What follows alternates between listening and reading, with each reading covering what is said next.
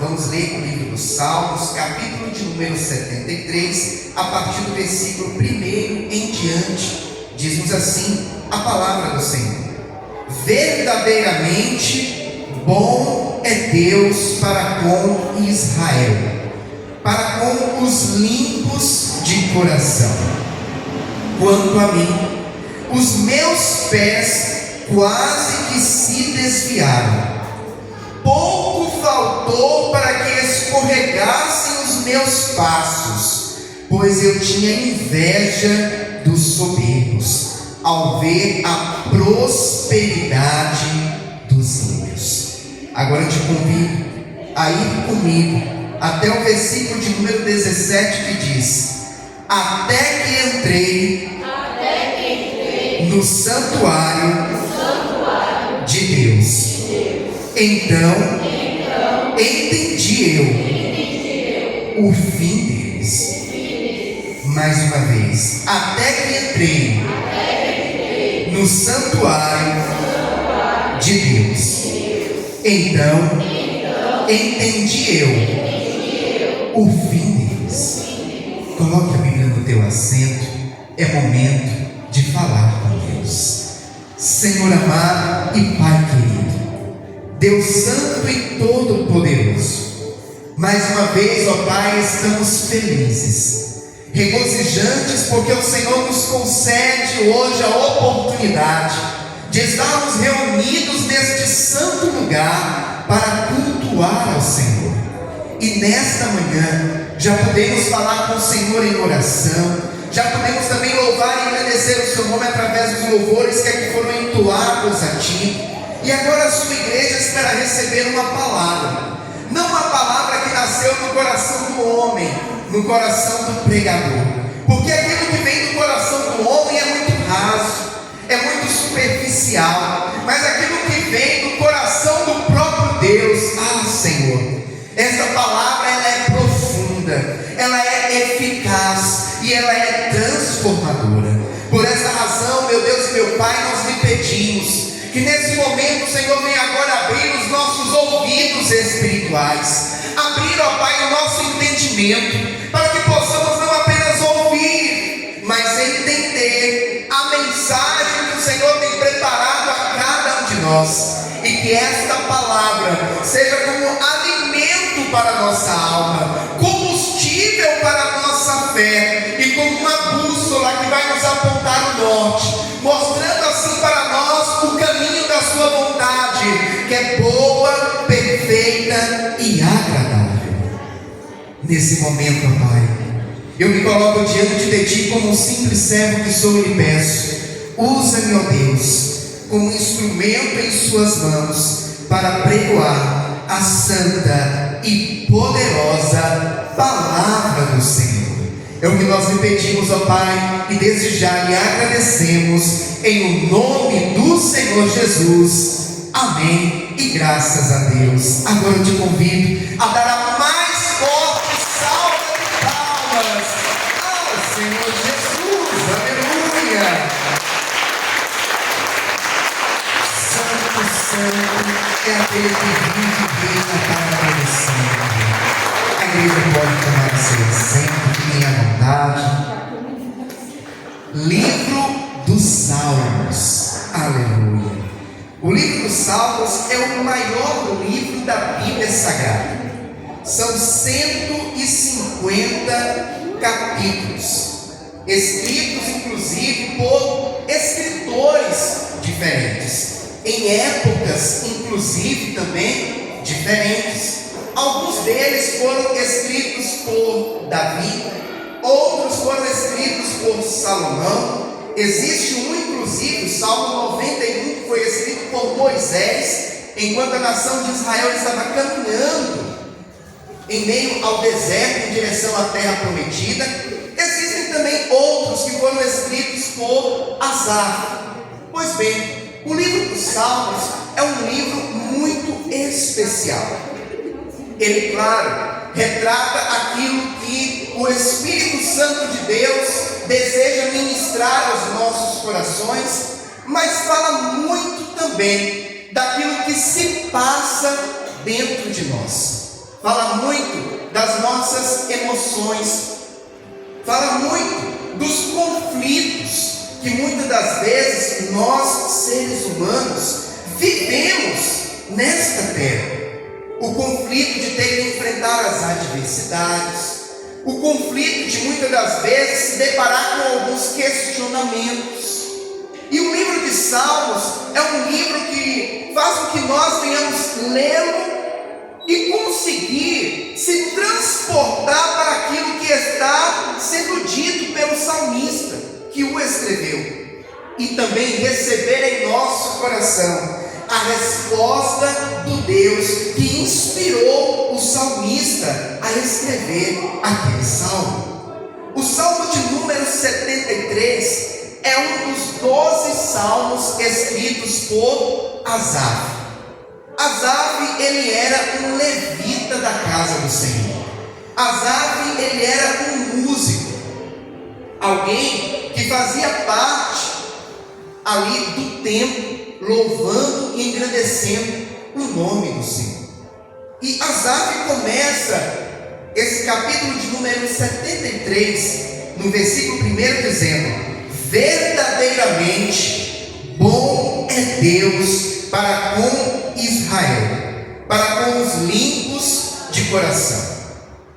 Asaf começa este salmo engrandecendo a Deus e declarando o quanto Deus é bom. E verdadeiramente nós podemos comprovar todos os dias em nossas vidas da bondade de Deus, do amor de Deus para conosco, da sua misericórdia, de tudo que Ele tem feito por cada um de nós.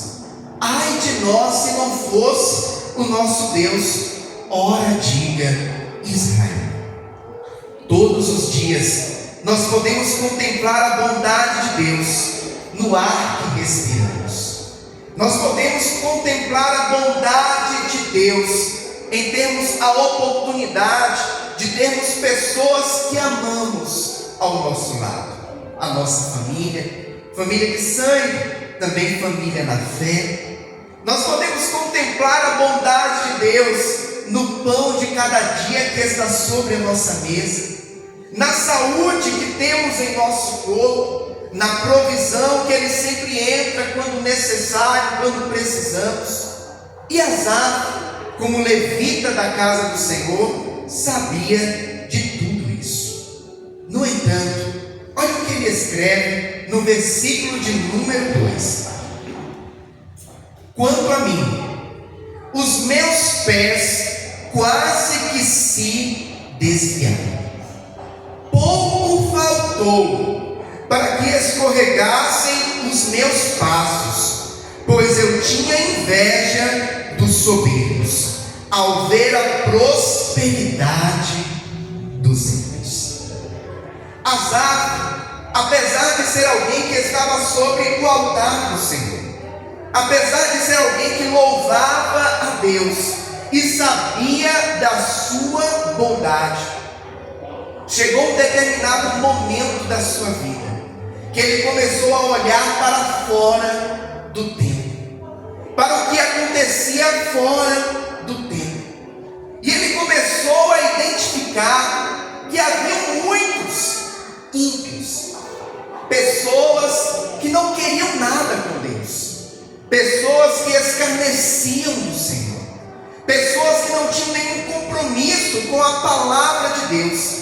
E essas pessoas eram prósperas. Essas pessoas tinham saúde. Essas pessoas tinham um aparente sucesso na sua vida. E em contrapartida com isso, ele olhou para si próprio. Alguém que servia a Deus, alguém que buscava fazer a vontade do Senhor, alguém que havia dedicado a sua vida para Deus. E ele conseguia identificar as lutas, as adversidades, as provações que ele enfrentava, e que outros que, assim como ele, também buscavam a fidelidade a Deus, também viviam. E ele diz: e por causa disso, os meus pés quase se desviaram. Asaf, naquele momento, entrou em um conflito espiritual, um questionamento. Senhor, mas como pode? O ímpio que não quer nada contigo, eu só vejo o ímpio sorrindo, eu só vejo o ímpio próspero, eu só vejo o ímpio vestindo as melhores roupas, morando nas melhores casas. E os teus servos, que fazem a tua vontade, assim como eu, que sou um levita da casa do Senhor. Ai, Senhor, quantas são as provações que eu tenho enfrentado. O olhar de Asaf começou a ir em direção àquilo que estava fora do tempo.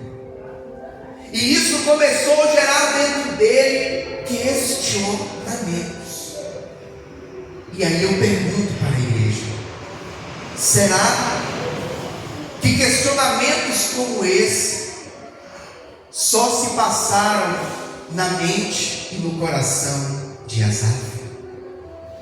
Será que muitas das vezes na minha e na tua vida nós também não nos deparamos em algumas situações com questionamentos como esse? Senhor, mas como pode? Eu sou teu servo, eu estou na tua casa, eu busco ter uma vida de retidão, de santidade na tua presença, eu tenho feito renúncias para te servir, mas por que eu estou vivendo isso? Por que tamanho mal me sobreveio? Por que essa provação bateu na minha porta? Porque eu olho para o ímpio e eu vejo o ímpio prosperando. Eu olho para o ímpio e eu vejo o ímpio com saúde. Eu olho para o ímpio e eu vejo o ímpio cursando as melhores universidades. Mas por que, Senhor, que o teu povo enfrenta tantas lutas e provações? Esse questionamento bateu na porta do coração de Asaf. E ele declara: quanto a mim, os meus pés quase que se desviaram. Pouco faltou para que escorregassem os meus passos, pois eu tinha inveja dos soberbos, ao ver a prosperidade dos ímpios. E olha o que ele continua dizendo a partir do versículo 4: porque não há apertos na sua morte, mas firme está a sua força. Não se acham em trabalhos como outra gente, nem são afligidos como outros homens, pelo que a soberba os cerca como um colar, vestem-se de violência como de uma dor, os olhos deles estão inchados de gordura, superabundam as imaginações do seu coração, são corrompidos e tratam maliciosamente de opressão, falam arrogantemente, erguem a sua boca contra os céus e a língua percorre a terra, pelo que o seu povo volta aqui, e águas de copo cheio se lhes espremem, e dizem: como o sabe Deus? Ou há conhecimento no Altíssimo? Eis que estes são ímpios, e todavia estão sempre em segurança, e se lhes aumentam as riquezas. Na verdade, que em vão tenho purificado o meu coração e lavado as minhas mãos na inocência, pois todo dia tenho sido afligido e castigado cada manhã. Asaf estava à beira de uma depressão espiritual.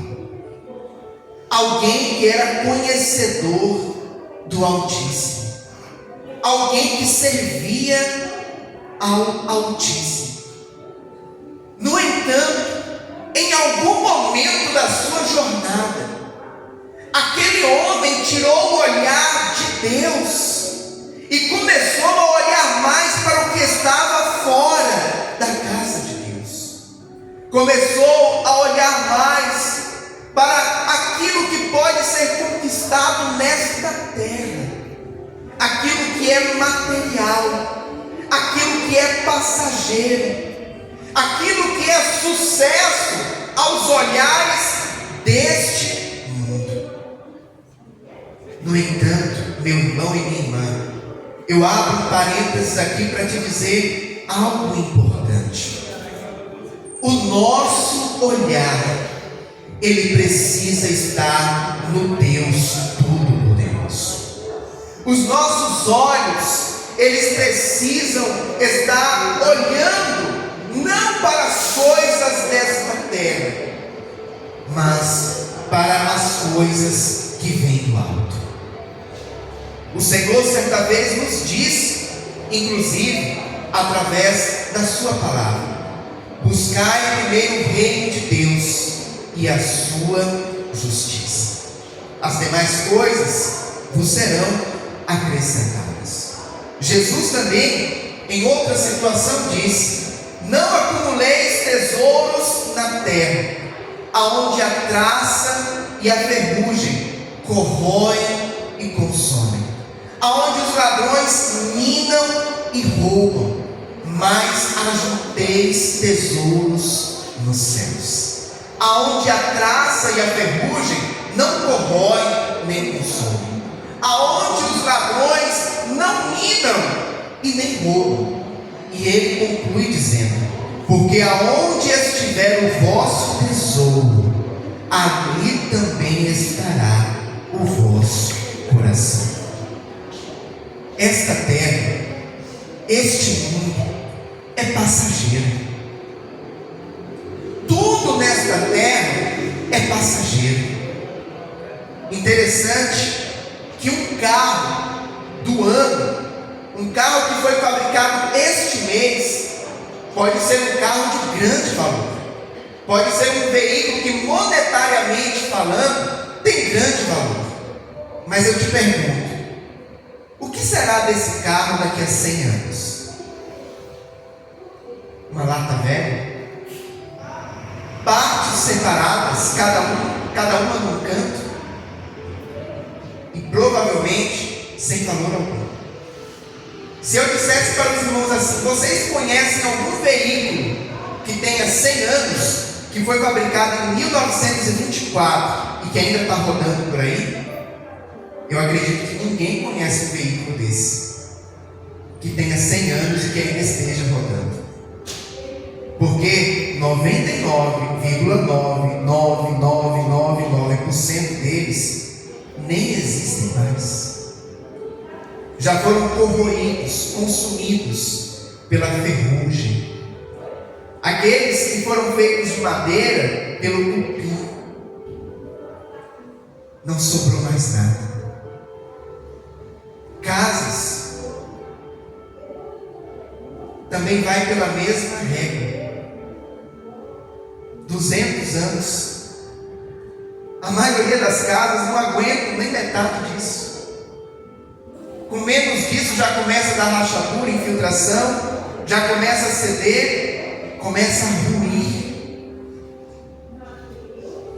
As poucas construções que nós temos com mais de 200 anos são grandes construções e feitas com materiais de altíssima qualidade que tiveram um custo exorbitante.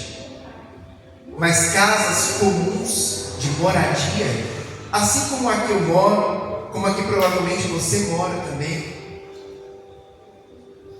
poucas chegam a 100 anos de idade. Pastor, o que o Senhor quer dizer com isso? É passageiro, é momentâneo. Riquezas vêm e vão, bens materiais vêm e vão, tempo que nós temos nessa terra. 70, 80, 90, alguns chegam a 100 anos de idade. Mas quando terminar o nosso tempo aqui, o que vai acontecer com a tua conta bancária? O que vai acontecer com o teu carro? O que vai acontecer com a tua casa? Vai ficar tudo aí. Porque dessa vida não se leva nada. Porque bens materiais não podemos levar conosco. Dinheiro na conta não podemos levar conosco. Os egípcios acreditavam que eles poderiam levar consigo. Tanto que nas pirâmides, que são também túmulos, porque os grandes reis, os faraós, eles eram enterrados nas pirâmides. Ali eram túmulos. E eles colocavam, junto com aquele faraó, riquezas, ouro, prata, pedras preciosas, achando que poderiam levar nessa vida alguma coisa. No entanto, nós sabemos que isso é engano. Nesta terra, tudo é passageiro. O que não é passageiro é a palavra de Deus.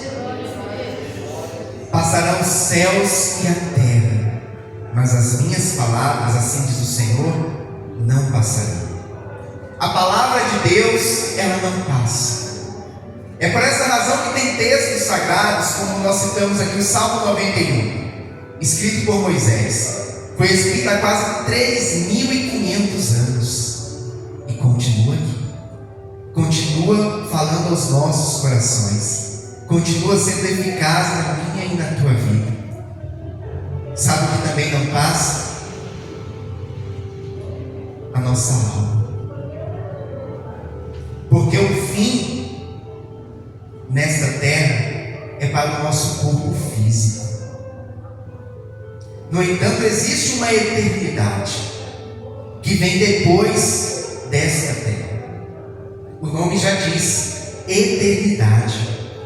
Não se conta, não se mensura os dias, as horas, os minutos. Lá não precisa ter calendário e nem relógio, porque estaremos lá para sempre. Todos terão uma eternidade, tanto o justo como o ímpio. Pastor, o ímpio também terá uma eternidade? Sim. Só que aí que está a grande questão: aonde passar a eternidade? Existem dois lugares, existem apenas duas opções: ou é passar a eternidade com Deus, ou é passar a eternidade sem Deus. O ímpio, ele não poderá passar a eternidade com Deus, por conta da vida que ele teve nesta terra, por conta dos seus erros, das suas falhas, do seu egoísmo, da sua arrogância, por conta de não querer nada com Deus, por conta de blasfemar contra Deus, por conta de negar ao nome de Deus, ele passará a eternidade no inferno. No entanto, aquele que é fiel ao Senhor, aquele que renuncia a este mundo, aquele que renuncia às suas próprias vontades, aquele que renuncia muitas das vezes benefícios para si próprio, para fazer a vontade de Deus, esse passará a eternidade com Deus. Esse passará a eternidade na Nova Jerusalém. E sabe o que a minha e a tua Bíblia diz? Que lá as ruas são de ouro. Lá nós não vamos pisar em paralelepípedo, em asfalto, em terra. As ruas lá são de ouro. O que vale mais a pena? Ser bilionário nesta vida por 60, 70, 80 anos? Ou ser rico nos céus, aonde lá passaremos a eternidade? Olha o que Asaf diz a partir do versículo de número 17: até que entrei no santuário de Deus, então entendi eu o fim deles. Apesar de Asaf ter olhado para fora, apesar de Asaf ter invejado a prosperidade do ímpio, em comparação com o que ele vivia, com as adversidades que ele enfrentava, chegou um momento que Asaf agora, assim como ele próprio escreveu, até que entrei no santuário de Deus, até que entrei no santuário do Senhor, e naquele momento ele entendeu qual que era o fim daqueles que ele estava invejando, qual que era o final daqueles que ele estava olhando e dizendo: mas por que, Senhor? Por que tem tanto e eu que te sirvo tenho tão pouco? Por que ele se regozija tanto e eu que te sirvo passo tanta adversidade? A prosperidade do ímpio é passageira, a alegria do ímpio é passageira, o sucesso do ímpio é passageiro, se dilui facilmente. Porque o que é sucesso para o ímpio? Ter riqueza, ser conhecido, ter fama, ter poder. Mas tudo isso passa, tudo isso chega um momento que acaba, que se esvai. De que adianta o homem ganhar o mundo inteiro e perder a sua alma? Não vale a pena ser rico nesse mundo e pobre, miserável espiritualmente e passar a eternidade sem Deus. Mais vale estar na presença do Senhor. Mais vale estar na casa de Deus. É como diz a Bíblia: mais vale um dia na casa do Senhor do que 1000 deles fora da casa do Senhor. O que Deus tem preparado para mim e para você é muito maior e melhor do que qualquer coisa deste mundo.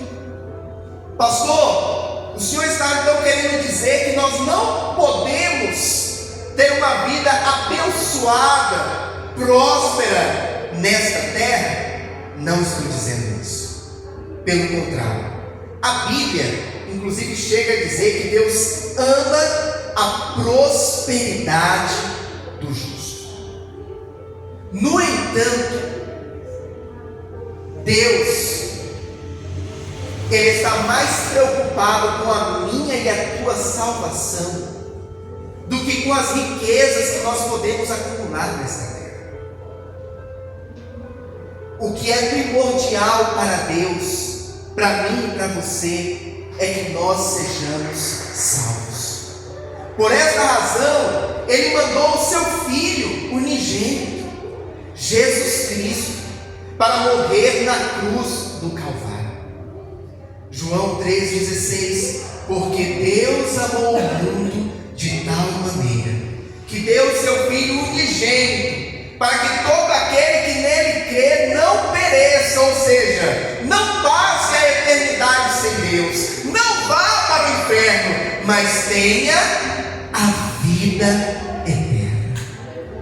Deus, Ele quer que eu e você sejamos prósperos sim nesta terra, Deus quer que eu e você venhamos sim ter uma vida digna e honrada nesta terra. No entanto, mais importante do que iremos viver e usufruir nesta terra é o que está preparado para nós na Nova Jerusalém. E esta deve ser a nossa alegria. Esse deve ser o nosso maior regozijo. Se a nossa alegria estiver pautada nas coisas deste mundo, se o nosso regozijo estiver pautado tão somente naquilo que podemos conquistar, naquilo que podemos comprar, naquilo que podemos ter, isso é muito pouco. Isso faz de nós tolos. Pastor, como assim? Uma pessoa que está preocupada só com esta vida é uma pessoa tola. Não está se importando com aquilo que é mais importante, com aquilo que não é passageiro, com aquilo que não é momentâneo, que é aquilo que vai ser por toda a eternidade. Asaf entendeu isso. Asaf quase se desviou. Mas quando ele estava quase se desviando, ele entrou no santuário do Senhor. Ele entrou na casa de Deus. E ele pôde entender que aquilo que Deus tinha para ele fora desta terra era muito maior e melhor do que qualquer tesouro, do que qualquer riqueza, que qualquer um de nós possamos conquistar nesta vida. E eu e você precisamos ter esse entendimento, porque Deus, Ele quer a nossa prosperidade. Deus, Ele quer que nós sejamos bem-sucedidos. Mas se você me perguntar assim, pastor, todo cristão fiel vai ser rico? Qual vai ser a minha resposta? Não. Todo cristão fiel vai ser uma pessoa que vai ter sucesso no sentido de ser reconhecido, no sentido de ter algum poder. E a minha resposta é não. Tem alguns que sim, mas não são todos. E nós precisamos entender isso. Só que entre ser próspero nessa terra e não ser próspero nesta terra necessariamente, monetariamente falando, o mais importante e o que é certo para todos nós que somos fiéis a Cristo Jesus, que buscamos ao Senhor, é a nossa salvação, é a nossa eternidade com Deus. Isso não passa, isso é para sempre. Existem nesta vida muitas lutas que nós precisamos enfrentar, muitas adversidades pelas quais nós passamos. Só que essas adversidades, elas não podem determinar se nós vamos continuar sendo fiéis a Deus ou não. E talvez hoje você entrou aqui enfrentando uma dessas adversidades. Talvez hoje você entrou aqui passando por uma dessas lutas que talvez já te levou a fazer o questionamento que Asaf um dia fez. No entanto, as lutas e adversidades dessa vida não podem nos parar de servir ao Senhor, não podem bloquear a nossa fé, não podem nos impedir de ser fiéis a Deus. A nossa fidelidade ao Senhor, o nosso servir ao Senhor, não pode estar condicionado ao que vivemos nesta terra, seja de bom ou de ruim. E uma das maiores provas disso está com Jó. Jó era um homem reto, íntegro, temente a Deus e que desviava-se do mal. No entanto, nós conhecemos a história de Jó, e aquele homem perdeu tudo quanto ele tinha. Perdeu bens materiais, perdeu os filhos, 10 filhos, perdeu saúde. No entanto, a Bíblia vai dizer que mesmo diante de tudo isso, ele não negou ao Senhor. Ele não deixou de servir a Deus. Ele permaneceu fiel. Ele não pecou contra Deus. E aí está a grande questão. Será que conseguimos permanecer fiéis ao Senhor, mesmo quando o dia mau bate na nossa porta? Mesmo quando a adversidade vem sobre nós? Por que eu estou dizendo isso? Porque todos nós, em algum momento, enfrentamos um dia mau. Infelizmente, pelo que temos lido, estudado e vivido pessoalmente, o dia mau vem para todos. Se eu perguntar aqui para a igreja, quem já passou pelo dia mau? Eu acredito que 90 ou 99% vai dizer assim: pastor, eu já passei pelo dia mau. E aquele que ainda não passou, se fortaleça no Senhor, porque em algum momento a adversidade bate na nossa porta. Pastor, o senhor está lançando praga? De maneira alguma. Eu estou te alertando. Assim como Cristo um dia também alertou. Jesus disse: no mundo tereis aflições. Jesus estava lançando praga? Jamais. Pelo contrário, o que ele queria era nos preparar, era nos alertar, para que não fôssemos pegos de surpresa, e para que viéssemos permanecer firmes quando o dia mau chegasse. O apóstolo Paulo, um homem usadíssimo por Deus, um grande evangelista, inclusive, digo evangelista pela forma como ele pregou o evangelho. Paulo, ele escreveu quase que metade do Novo Testamento. E sabe o que Paulo disse certa vez? Mas revesti-vos de toda a armadura de Deus, para que possais resistir no dia mau. E depois de haverdes vencido tudo, permanecerem inabaláveis. Nós precisamos nos fortalecer no Senhor. A nossa fé precisa ser uma fé madura. Pastor, por que o Senhor está dizendo isso? Porque hoje nós vemos muito por aí sendo pregado um evangelho de prosperidade, ou como alguns chamam, o evangelho da prosperidade. E no que se embasa isso, pastor?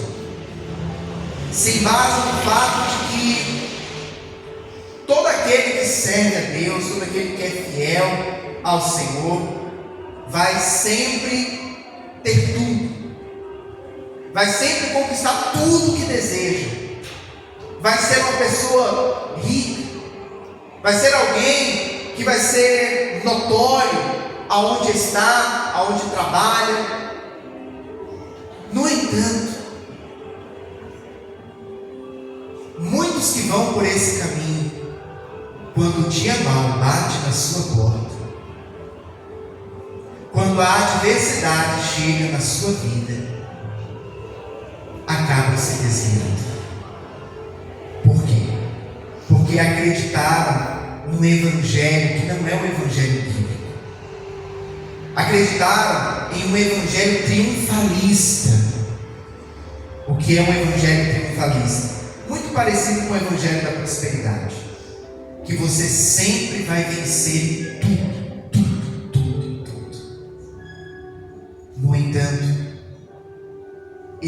existem momentos que nós vamos passar por perdas. Existem momentos que nós vamos ter que lidar com os nãos de Deus. Existem momentos que nós vamos ter que lidar com os julgamentos. Existem momentos que nós vamos ter que lidar com adversidades que nos levam talvez até uma escassez. E aí? Vamos desistir de tudo? Vamos desistir de Jesus? Vamos desistir da sua palavra? Vamos desistir do seu evangelho? Vamos desistir da nossa salvação? Não. O que nos separará do amor de Deus? Paulo escreve aos Romanos. O que pode nos separar do amor de Deus? O dia mau? A adversidade? A luta na vida financeira? A luta na saúde? A luta no casamento? A luta na família? A luta no trabalho? A escassez? O que pode nos separar do amor de Deus? Nada. Nada. Nada pode nos separar do amor de Deus. Precisamos ser cristãos que sabem lidar com esse tipo de situação. O apóstolo Paulo, inclusive, certa vez ele disse: sei o que é ter muito, mas sei também o que é padecer necessidade. Gente, eu estou falando de Paulo. Eu estou falando daquele que escreveu quase que metade do Novo Testamento. E ele estava dizendo: eu sei o que é ter muito, mas eu sei também o que é padecer necessidade. Paulo, sendo um homem de Deus, usadíssimo pelo Senhor, ele passou por um naufrágio. Pastor, como assim? O barco que ele estava afundou. Mas Deus livrou Paulo do naufrágio. Paulo, mesmo sendo um homem de Deus, foi picado por uma víbora, por uma cobra, sendo um servo do Senhor. Mas Deus o livrou do veneno, e mal algum aconteceu com ele. Pastor, o que o Senhor está querendo dizer com isso? Que nós enfrentamos lutas, que nós estamos sujeitos a passar por adversidades. Só que essas adversidades não podem interferir na nossa vida com Deus. Não podem nos fazer levar a querer desistir, a querer retroceder, a querer dar um passo atrás, como o próprio Asaf disse aqui: desviar os pés. Os nossos pés não podem ser desviados da presença do Senhor. Os nossos pés não podem se desviar da casa de Deus. Esse é o lugar que nós devemos estar. Pastor, estou na bênção. Esteja aqui dentro. Pastor, estou passando pela maior luta da minha vida. Continue aqui dentro. Permaneça firme, independente da circunstância. Não deixe que nada nesse mundo te faça desistir do amor de Deus, te faça desistir da salvação. Salvação essa que custou um preço tão alto. O sangue de Cristo na cruz do Calvário. Então, meu irmão e minha irmã, que nada te separe do amor de Deus, que nada nos separe desse amor, que nada nos separe dessa comunhão com o Pai. Sabe por quê? Vale a pena. Vale a pena ser fiel. Vale a pena não desistir. Vale a pena não olhar para trás. Vale a pena não se desviar. Mesmo quando o dia mal bate na tua porta.